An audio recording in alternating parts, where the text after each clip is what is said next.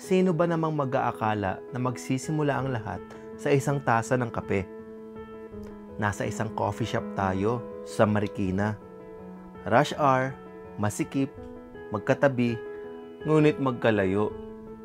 Naaalala ko, naiwan ko pa ang aking salamin. At doon tayo unang nag-usap.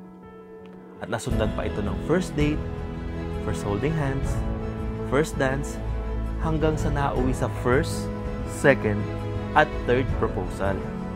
Akala ko, aabot pa ng fourth, buti na lang umuo ka na. At ngayong malapit na tayong humarap sa altar, naniniwala na ako sa kasabihang, life begins after coffee.